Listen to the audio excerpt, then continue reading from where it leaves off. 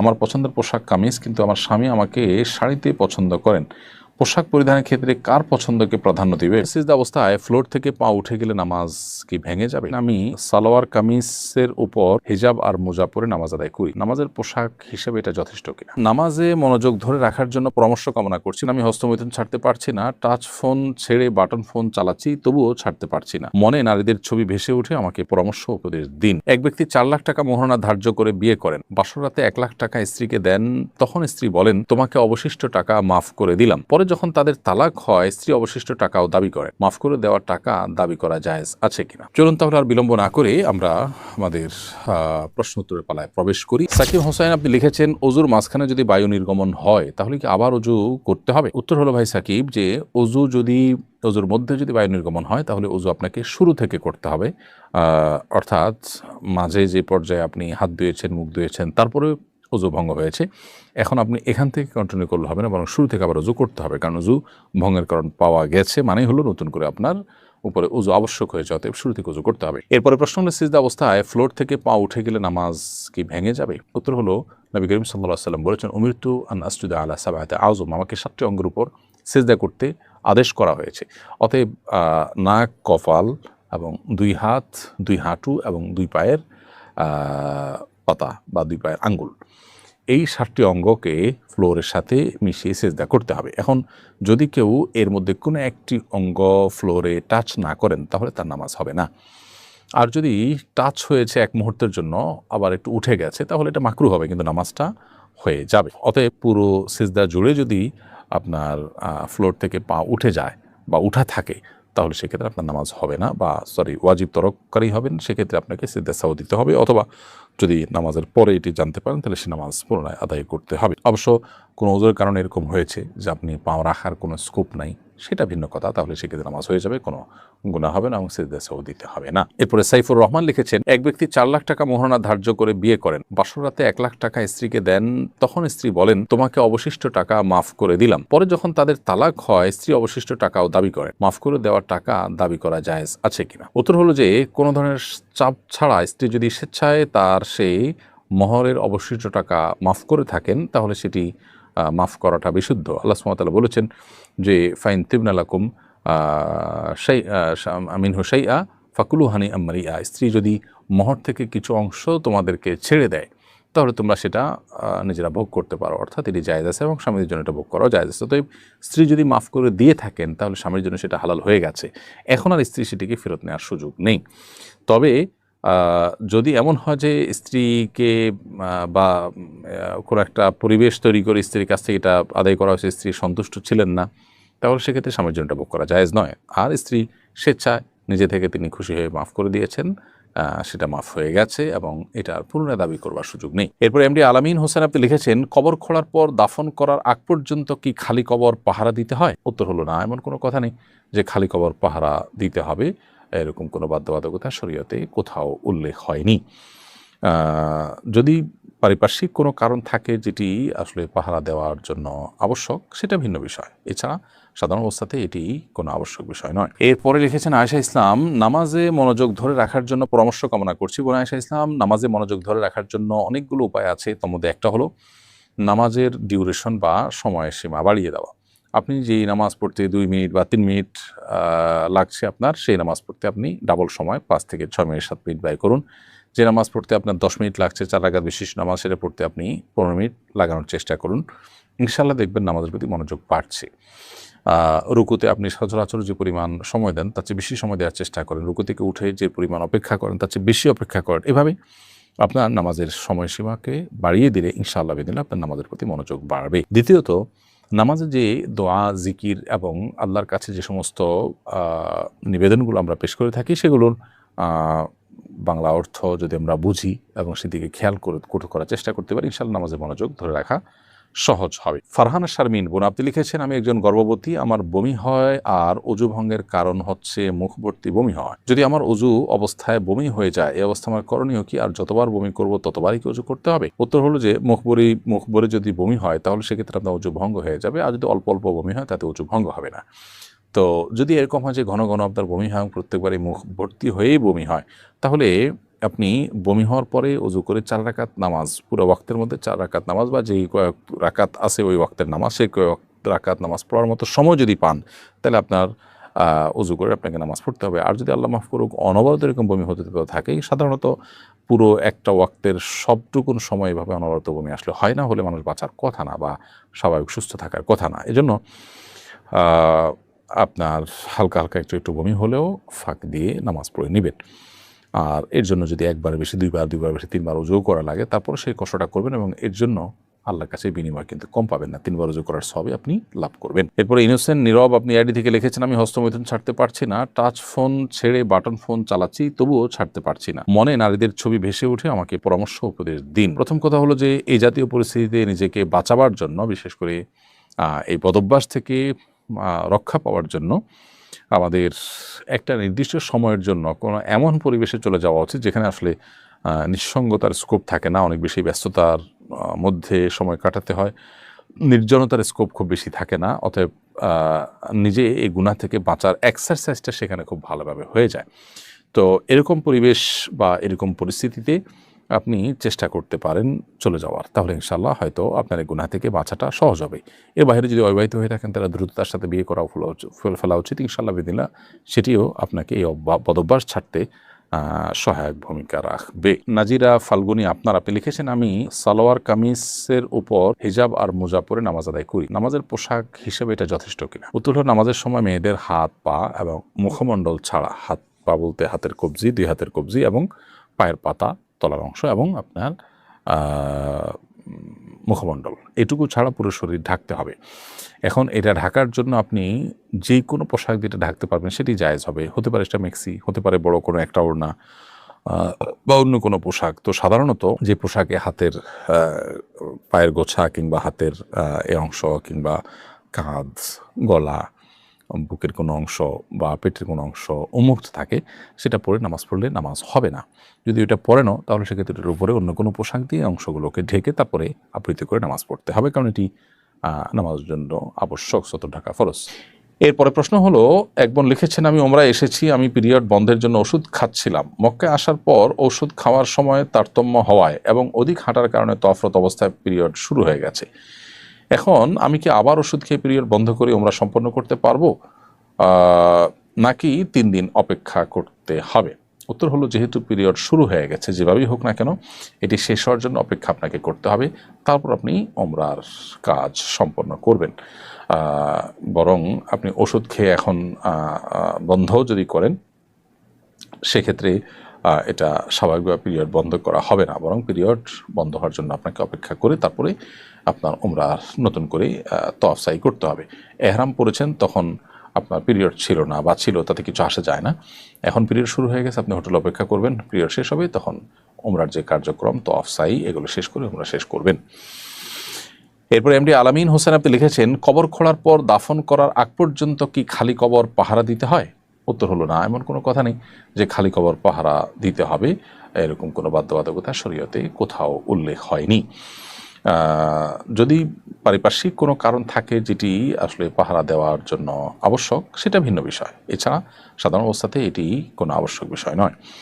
এরপরে আর রাজিবুল আপনি আইডি থেকে লিখেছেন, আমি এক মেয়ের সঙ্গে হারাম সম্পর্কে ছিলাম, কিছুদিন পর সে বিয়ে করে ফেলে, কিন্তু এখনও আমি তাকে ভুলতে পারি না, তার প্রতিও মায়া আরও বেড়েছে। সে নিজেও মাঝে মাঝে মেসেজ দিয়ে বলে আমাকে ভুলতে পারে না এবং খুব মিস করি। কি করলে আমার মন ভালো হবে এবং আল্লাহর সন্তুষ্টি অর্জন করতে পারবো?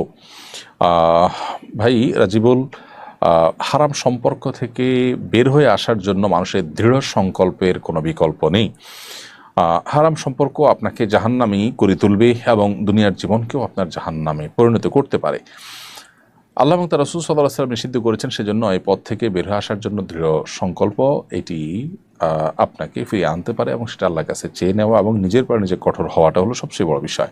এই যে ভুলতে পারছেন না বলছেন, আপনি যদি ভোলার জন্য প্রয়োজনে কোনো অভিজ্ঞ বা এক্সপার্ট মানুষদের সাহায্য নেন, কোনো প্রয়োজনে কোনো মনোরোগ বিশেষজ্ঞ সাহায্য নেন যিনি দিনদার মানুষ, যদিও এক্ষেত্রে দিনদার মানুষদের উপস্থিতি বা আনাগোনা কম, তারপরও আপনি চেষ্টা করে যতটুকু পান ততটুকু সাপোর্ট যদি আপনি নেন, ইনশাআল্লাহ আশা করা যায় আপনি এখান থেকে ফিরে আসতে পারবেন। প্রয়োজনে আপনি ভালো কোনো জায়গা বিয়ে করার চেষ্টা করেন এবং সেখানে ইনভলভ হয়ে গেলে আশা করা যায় ধীরে ধীরে আপনি ভুলে যাবেন, এবং এই যে তার সাথে মেসেজ আদান প্রদান করার ব্যাপারটা সেটা আপনি বন্ধ করে দিতে হবে। প্রয়োজনে মোবাইল চেঞ্জ করা, তার নাম্বার চিরতরে যাতে আর পাওয়ার কোনো রাস্তা না থাকে সে রাস্তা বন্ধ করে ফেলা, দূরে কোথাও চলে যাওয়া, এরকম কোনো উদ্যোগ নেওয়া উচিত। কিছুদিন কষ্ট হলে এরপরে ঠিক হয়ে যাবে ইনশাআল্লাহ, তাই না? তামিম হাসান লিখেছেন, আমার বাবা মায়ের মধ্যে ঝগড়া বিবাদ লেগেই আছে, সন্তান হিসেবে আমার করণীয় কি? ভাই তামিম হাসান, আপনি তাদেরকে বোঝাবার চেষ্টা করবেন, আপনার সন্তান সুলভ চেষ্টা যেটা সেটা আপনি করবেন। এর বাহিরে অন্য কারোর মাধ্যমে তাদেরকে বোঝানো, কাউন্সিলিং করানো, নাসিহা করানো, আপনার নানা বাড়ি দাদা বাড়ির এমন লোকজনকে এখানে ইনভলভ করা যাদেরকে ইনভলভ করলে আবার ঝামেলা আরও বাড়বে না বরং কমবে, এরকম অভিজ্ঞ মানুষ এবং উভয়ের কাছে রেসপেক্টেবল মানুষকে ইনভলভ করতে পারেন, অথবা এমনভাবে কৌশলে এটি সমাধানের পথ আপনি বের করতে পারেন যাতে নতুন করে তাদের মধ্যে সমস্যা না বাড়ে। একান্ত না পারলে আপনি আপনার চেষ্টাটুকু করবেন এবং আল্লাহর কাছে দোয়া করবেন, কিন্তু নিজে থেকে কোনো প্রকার বেয়াদবি করা বা অন্যায় করা কারোর প্রতি সেটি কিন্তু আপনার জন্য জায়েজ হবে না।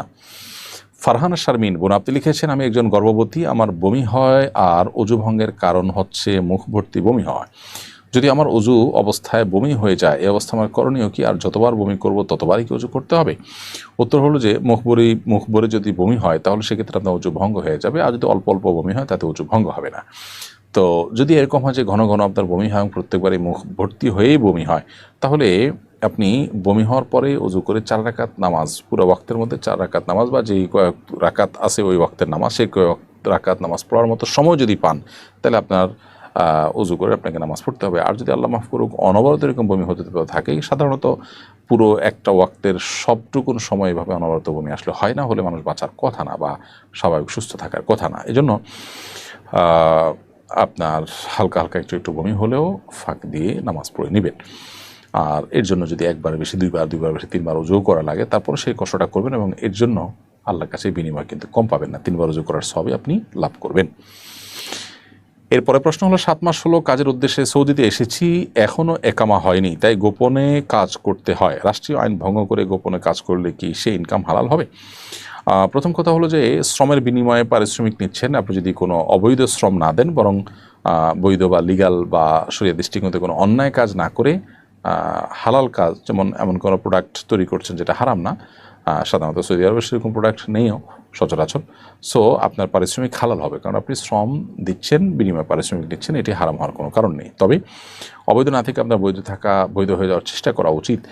এটা ঠিক যে অনেক প্রবাসী ভাইরা বিভিন্ন দালালদের খপ্পরে পড়ে সেখানে গিয়ে বিপদে পড়েন, সেক্ষেত্রে নিরুপায় হয়ে আপনি অবৈধ হতে হয়েছে, সেজন্য আশা করা যায় আল্লাহ তাআলা আপনাকে মাফ করবেন। তবে দ্রুততার সাথে বৈধ হওয়ার চেষ্টা বা লিগাল হওয়ার চেষ্টা আপনার করা উচিত। রোকসানা করিম বর্ষা আপনি লিখেছেন, নিজের ব্যবহার করা পুরাতন কাপড় অন্য কাউকে দিলে উক্ত ব্যক্তির কোনো ক্ষতি হয় কিনা? ব্যবহার করা পুরাতন কাপড় অন্য কাউকে দিলে আপনার কোনো ক্ষতি হওয়ার আপাত দৃষ্টিতে কোনো কারণ নেই। তবে একটা বিষয় আছে, সেটা হলো যে ব্ল্যাক ম্যাজিক করার ক্ষেত্রে অনেক সময় মানুষের ব্যবহৃত কাপড় বা শরীরের চুলের অংশ এগুলো অনেক সময় ব্যবহার করা হয়। অতএব আপনি কোনো গরিব মানুষকে দিয়ে দিলেন, তিনি পড়লেন, তার জন্য পড়াতে কোনো অসুবিধা নেই। কিন্তু যদি এমন হয় যে কেউ এটা দিয়ে ব্ল্যাক ম্যাজিকের কাজে, সেহেরের কাজে যদি ব্যবহার করতে পারে সে আশঙ্কা থাকে, তাহলে সেটা অ্যাভয়েড করা দরকার, সেটা আপনার নিজের সেফটির জন্য, যদি এরকম ব্যক্তি হয় যাকে নিয়ে আপনার সন্দেহ হয়।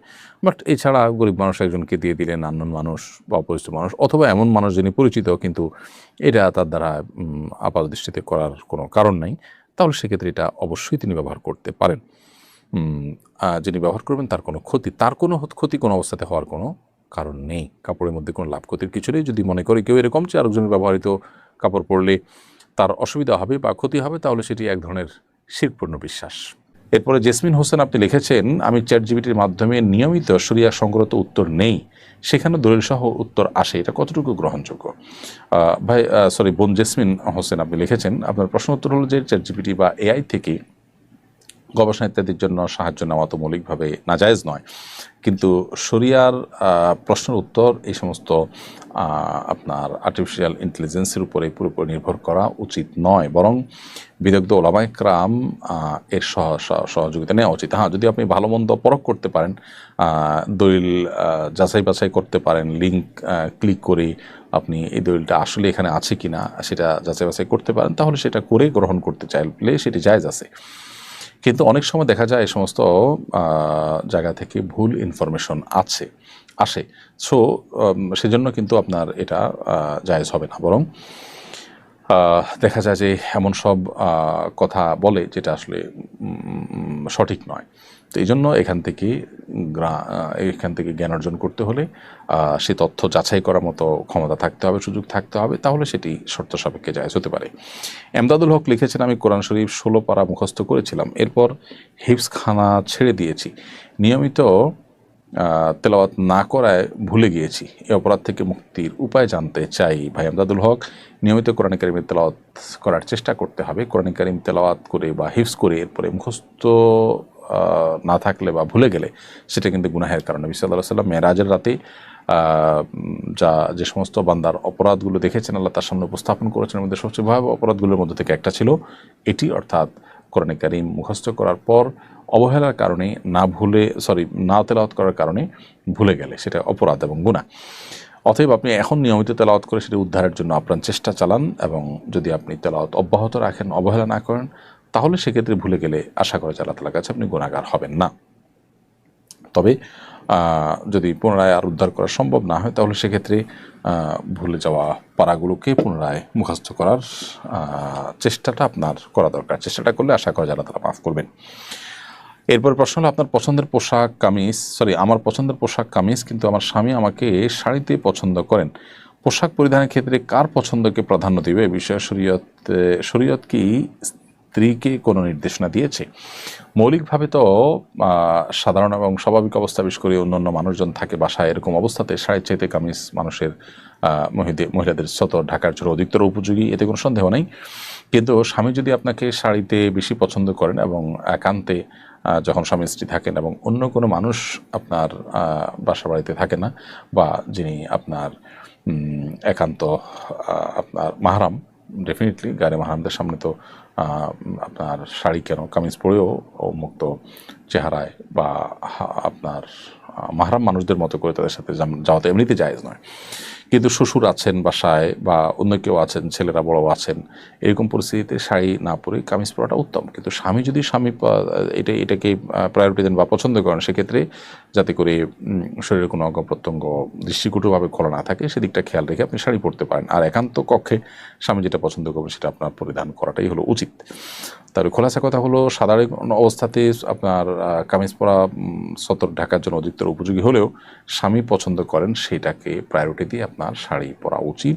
কারণ স্বামীর চরিত্র হেফাজত করা এবং তিনি যাতে কোনো পরনারীতে আসক্ত না হয়, সেই জায়গা থেকে আপনার তাকে সহযোগিতা করা উচিত এবং সে মানসিকতা রাখা দরকার। সেই জায়গা থেকে আপনি নিজের পছন্দের উপরে স্বামীর পছন্দকে প্রায়োরিটি দেওয়ার চেষ্টা করবেন। তাছাড়া একটা কথা আছে, মানুষ নিজের পছন্দে খাওয়া উচিত, পরে পড়তে হয় অন্যের পছন্দে। অর্থাৎ যেটা পরিধান করেন তার নিজের পছন্দ তো কিছু থাকবেই, তাকে দেখতে কতটা ভালো লাগে এটা অন্যরা যতটা জাজ করতে পারেন, নিজে ততটা অনেক সময় জাজ করতে পারেন না। সেটা অবশ্য আরেকটা বিষয়, কিন্তু এখানে স্বামীর পছন্দ অপছন্দের সাথে আপনার বিয়ের যে উদ্দেশ্য সেটির সম্পর্ক আছে, এজন্য এখানে স্বামীর পছন্দটাকে অগ্রাধিকার দেওয়া উচিত। এরপর প্রশ্ন হলো, আব্বুর সর্বসাকুল্য সম্পদ হলো 4 কাঠা জমি। আমি যখন ছোট তিনি সম্পূর্ণটা আমাকে লিখে দিয়েছেন, তখন আমার কোনো ভাই বোন ছিল না। এখন আমরা 4 ভাই বোন, এখন সেই সম্পদটুকু আমার একার পক্ষে নেওয়া জায়েজ হবে কিনা? উত্তর হলো, দর্শক, আপনার বাবা যখন আপনাকে পুরোটা দিয়েছেন তখন আপনার কোনো ভাই বোন যেহেতু ছিলেন না, অতএব সন্তান হিসাবে আপনাকে তিনি কোনো ল্যান্ড বা কোনো কিছু গিফট করতেই পারেন, এটি মৌলিকভাবে নাজায়েজ কোনো কাজ নয়। তো যেহেতু গিফট করেছেন এবং আপনিও মালিক হয়ে গেছেন, তারপরে দুনিয়াতে ভাই বোন এসেছেন, এখন আর আপনার সেই সম্পদের ভাগ তাদেরতে আবশ্যক নয়, কারণ ইতিমধ্যে আপনি এটা মালিক হয়ে গেছেন। বৈধভাবে মালিকানা আপনার হয়ে যাওয়ার পর এটির ভাগ ভাই বোনকে দেওয়া আবশ্যক নয়। যদি ভাই বোন অসহায় হয়, বাবার অন্য কোনো সম্পদ না থাকে, তাহলে এটা মানবিক কারণে আপনি তাদেরকে দেওয়া উত্তম, বাট আবশ্যক নয় আপনার জন্য। এরপরের প্রশ্ন হলো নাজিরা ফাল্গুনি আপনি লিখেছেন, আমি সালোয়ার কামিজের উপর হিজাব আর মোজা পরে নামাজ আদায় করি, নামাজের পোশাক হিসেবে এটা যথেষ্ট কিনা? উত্তর হলো, নামাজের সময় মেয়েদের হাত পা এবং মুখমণ্ডল ছাড়া, হাত পা বলতে হাতের কবজি, 2 হাতের কবজি এবং পায়ের পাতা, তলার অংশ এবং আপনার মুখমণ্ডল, এটুকু ছাড়া পুরো শরীর ঢাকতে হবে। এখন এটা ঢাকার জন্য আপনি যে কোনো পোশাক যেটা ঢাকতে পারবেন সেটি জায়েজ হবে। হতে পারে সেটা মেক্সি, হতে পারে বড় কোনো একটা ওড়না বা অন্য কোনো পোশাক। তো সাধারণত যে পোশাকে হাতের পায়ের গোছা কিংবা হাতের এ অংশ কিংবা কাঁধ, গলা, বুকের কোনো অংশ বা পেটের কোনো অংশ উন্মুক্ত থাকে, সেটা পরে নামাজ পড়লে নামাজ হবে না। যদি ওইটা পরে নাও তাহলে সেক্ষেত্রে এটার উপরে অন্য কোনো পোশাক দিয়ে অংশগুলোকে ঢেকে তারপরে আবৃত্তি করে নামাজ পড়তে হবে, কারণ এটি নামাজের জন্য আবশ্যক, সতর ঢাকা ফরজ। এরপরে প্রশ্ন হলো, আমি গার্মেন্টসে কাজ করে আম্মার খরচ বহন করতাম, এখন আমার বিয়ে হয়ে গেছে, আমার কোনো ভাই নেই, আব্বুও মারা গেছেন, শ্বশুরবাড়িতে প্রচুর সম্পদ থাকলেও আমি আম্মাকে কিছু দিতে গেলে শাশুড়ি ঝগড়া করেন, তাই গোপনে আমি শুধু আম্মার খাবারের জন্য অল্প অল্প চাল ডাল দিই, এটা কি অন্যায় হবে? উত্তর হলো, এই অল্প অল্প যেটুকু দিচ্ছেন এটুকুতে যদি আপনার স্বামীর মৌন সম্মতি থাকে, যেটা দিচ্ছেন এটা যদি আপনার স্বামীর হয়ে থাকে, তাহলে সেক্ষেত্রে স্বামীর যদি মনসম্মতি থাকে বা আপনি জানেন যে স্বামী এটুকুর জন্য বাধা দিবেন না, তাহলে সেক্ষেত্রে এটা আপনার জন্য জায়েজ হবে। আর যদি স্বামীর মনসম্মতি না থাকে, বরং আপনি লুকিয়ে ছাপিয়ে দেন, তাহলে এটা আপনার জন্য জায়েজ হবে না।